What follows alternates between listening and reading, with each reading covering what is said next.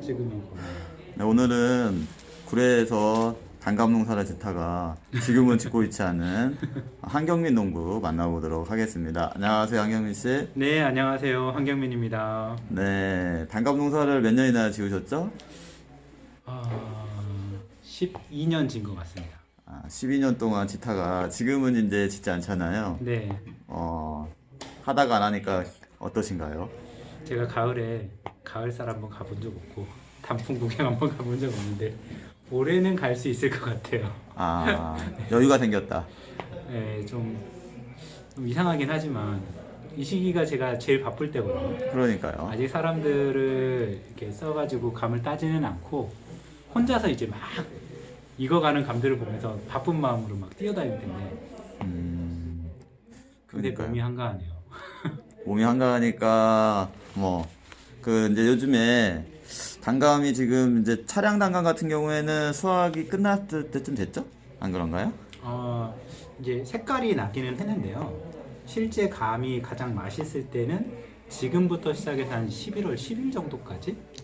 그러면 차량이나 부유나 익는 시기가 거의 같은가요?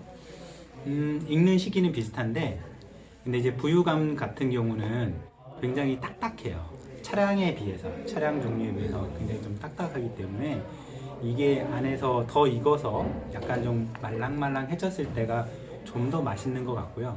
그래서 좀 늦게 수확할 수 있는 거고 대신에 차량은 이 부유 단감에 비해서는 약간의 연성을 가지고 있어요.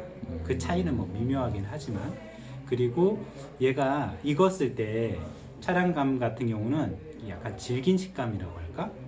아삭거리는 네네네. 식감이 아니라 질긴 식감이 나요.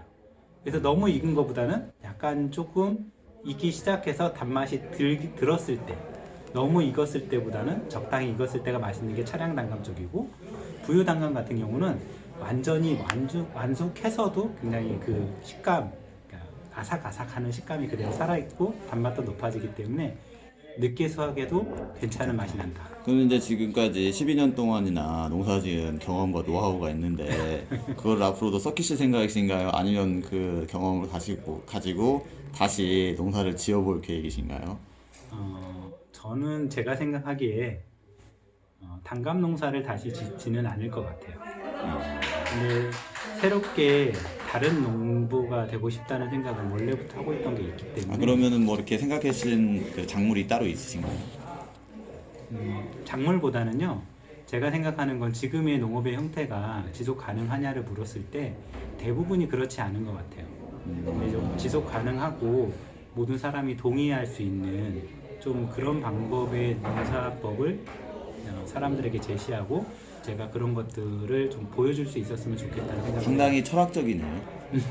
그동안 이제 농사를 지으면서 네. 이제 생각해 봤을 때 현재의 농업 방향이 좀 문제가 있거나 아니면 지속 가능하지 않다라고 느끼신 거죠? 네, 맞습니다.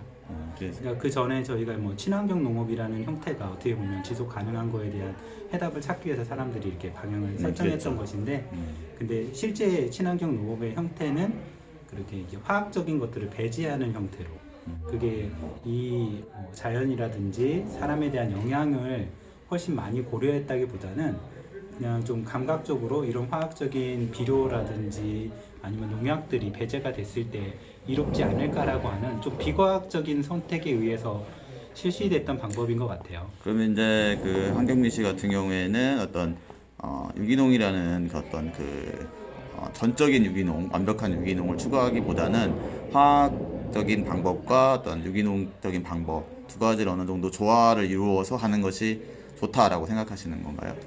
되게 단순하게 생각을 하면 예전에 이렇게 한의학으로 해서 우리 사람을 치료했던 방법들이 있잖아요. 그게 전체 100% 옳다고 볼 수 없고요.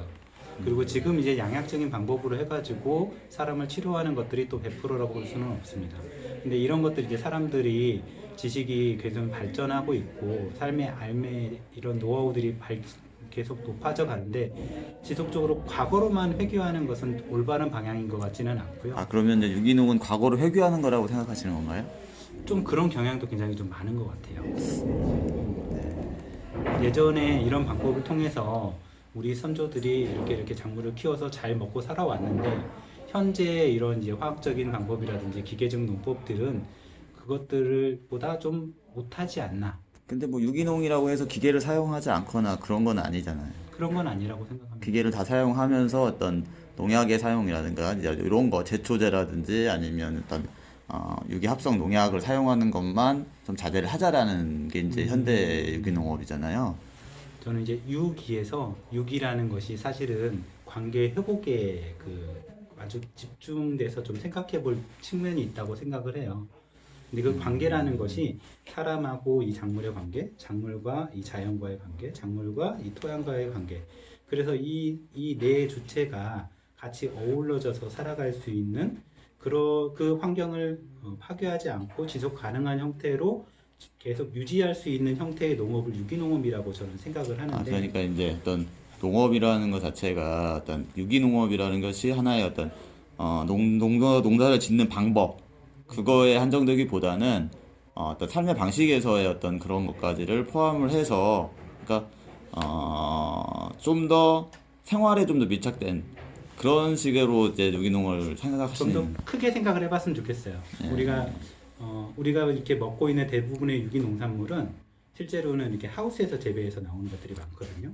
과일은 어떻게 보면- 하우스에 재배하지 않잖아요. 예, 과일은 그렇죠. 하지만 채소들이 그렇죠. 대체로 그렇다는 것이고요. 그런 건 이제 유기농업이라는 게 원래 이렇게 다른 관계에 그러면 회복을 이제 위해서 그거는 두 가지가 있겠네요. 어떤 유기농을 해서 소비자들한테 판매를 할 경우 그런 경우는 이제 하우스에서 재배 많이 하잖아요. 네네네. 그런 것보다는 어떤 자연 속에서 더 재배하는 것이 더 중요한데 그랬을 경우에는 완벽한 유기농업을 하기에는 어려움이 많다. 그래서 적절하게 화학적인 방법, 화학농약이라는 이런 것들을 투입해서 하는 것이 오히려 더 유기농에 가까울 수 있다. 이런 생각도 하시는 건가요? 저는 이제 화학적인 것이라는 것을 배제할 필요는 없고 그것들이 얼마만큼 인간에게 이로우냐 그리고 이 자연에게 해가 되지 않느냐 이런 것들 종합적으로 판단해 볼 필요는 있다는 거예요. 이제 우리가 이제 되게 많은 예시를 들 수도 있을 텐데 벼를 재배할 때 풀을 이제 제초하는 대신에 우리 왕우렁이 같은 거 넣잖아요. 그렇죠. 근데 왕우렁이가 넣게 되면은 그걸 먹는 사람들은 제초제는 안 먹을 수 있어요. 근데 왕우렁이가 우리가 뿌리는 제초제에 비해서 자연에 해롭냐 아니면 덜 영향을 주냐를 한번 따져보게 된다면 훨씬 광범위하게 왕우렁이가 영향을 줄 수도 있거든요. 뭐 반론을 펼 수 있겠지만 네네네. 시간 관계상 네네네 여기까지 여러- 하는 것도 여러 하고요. 가지 부분이 있을 수 있다. 근데 이제 농업에 대한 새로운 그러니까 12년 동안 이제 농사를 지으면서 여러 가지 느끼셨던 점들이 많았던 것 같아요. 네네. 그리고 이제 앞으로 만약에 농사를 짓는다면 어떤 새로운 방향으로 해보고 싶고자 하는 의지도 많으신 것 같고 그러면 앞으로 이제 부지는 작아요. 좀 더 새로운 어떤 형태의 농업을 한번 기대해 보도록 하겠습니다. 여기까지 그 구례에서 12년 동안 농사를 짓다가 지금은 안 하고 있는 한경미 씨 만나서 인터뷰 진행해 봤습니다. 네, 오늘 나와주셔서 감사합니다. 네, 그동안 우리 창거래 농문장터나 우리 조태용 대표님을 통해 가지고 저를 만나셨던 분들이 굉장히 많으신데 이렇게 인사를 드린다는 게 참 부끄럽기도 하고요. 근데 더 큰 시작을 위해서 잠깐 이렇게 멈춰 있다고 생각을 하시면 될 것 같아요. 나중에 더 좋은 모습으로 찾아뵙도록 하겠습니다. 네, 감사합니다.